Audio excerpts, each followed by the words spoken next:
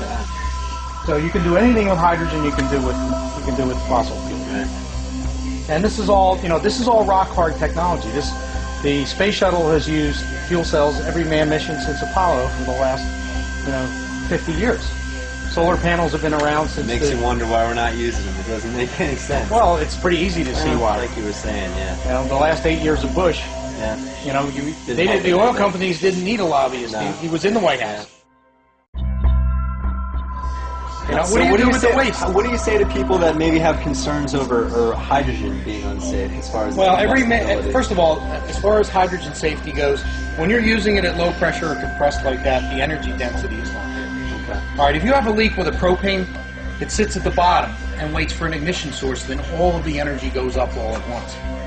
Hydrogen, since it's lighter than air, this tank weighs as much as an empty tank. No way. Can I? Hey, go ahead, pick it up. That's full. Wow, this is full. Yeah, full. Hydrogen weighs no more full than empty. Wow.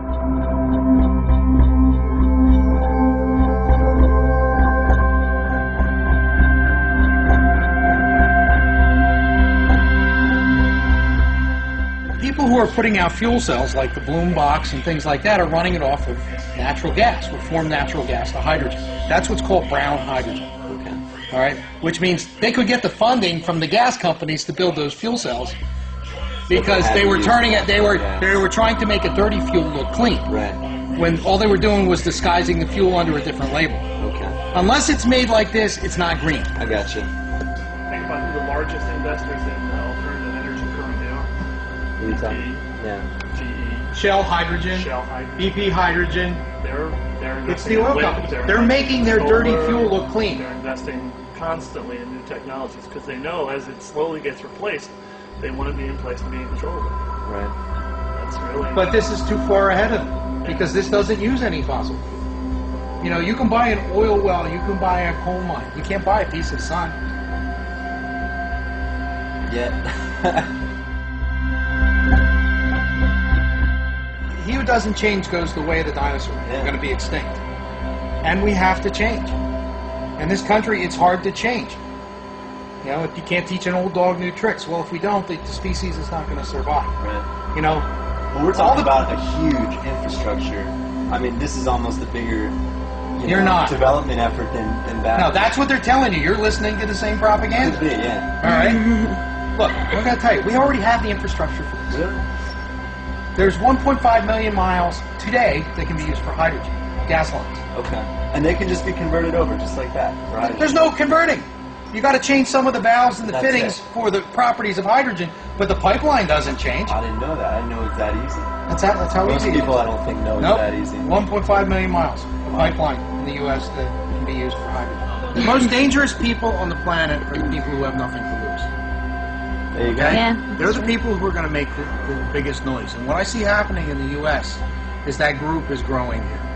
When you can't afford the goods and services that you produce, and you can't afford your mortgage, and you can't afford to feed your family, and you can't afford, your energy bills, and you're losing your home, it starts to become a dangerous segment of the population, and it's growing. And there's going to be revolution. That's how you're going to get change. Think about how much solar that you could put. You could put, a 100K system on every man, woman, and child for what we spent on wars in the last 10 years. It's ridiculous. The trillions of dollars. And then we're still spending. Yeah, we're still spending. People think oil is the price you pay at the pump. Oil is not the price you pay at the pump. People forget the chain, the wheels to well of how this thing happens. You know how much energy actually gets used out of gasoline or diesel fuel by the time it gets to you? About 3.5 times. It's got to be trucked all the way from Saudi Arabia, pumped out of the ground, drilled. Then it has to be protected by a whole fleet of ships in getting here so it doesn't get hit by the Somali pirates. All right, then it's got to get to the refinery where it's got to be refined, and then it's got to be distributed, then it's got to be trucked, wholesaler, the retailer, and it's got to be taxed 19 times before it gets to you. It's insane. The whole system is insane. Why do you think petroleum is unregulated? It's the only utility that you have to have that's a necessity. It's unregulated. When Reagan came in office, that's what he did. He deregulated oil. Yeah. After the last oil crisis, he said, let the market control the prices. Well, you see how that worked, didn't it? In 2000, It holds the world record for a hydrogen car by about 3 times. So this is a fuel cell vehicle you built in 2000. 2000. It won the President's Award for the Environment in 2000. Awesome. All right. The vehicle goes 0 to 60 in 6 seconds and tops out at 130 miles an hour. 6 seconds? 6 seconds. Wow. This will outrun a Corvette in 4 miles. Yeah, that's crazy. Okay, it's got a bus engine in it. It's got a 104-horse electric motor. And this was technology that was existent back in 2000. Right now, the fuel cells in here are twice the power, and they're the size of a lunchbox. Want to get a look at this? Yeah, I got it. But this is enough to power 7 homes. Really? Wow. Yeah, I powered this house here for almost a year just off of the car.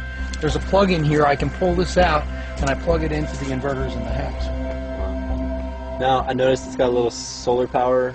Yeah, it keeps the service battery charged. You know, to run the 12 volt for the lights and the low voltages. So you can basically charge up at home with your hydrogen as much as you need for your car. Go out, come back. Yeah, you had a power failure, you can plug your car into your house. Wow.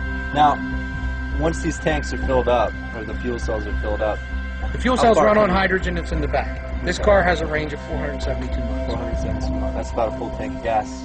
That's more than a full tank of gas. That's more than a full tank. We have a hybrid we're running, and this is about 400. And this is a full-size car. Yeah.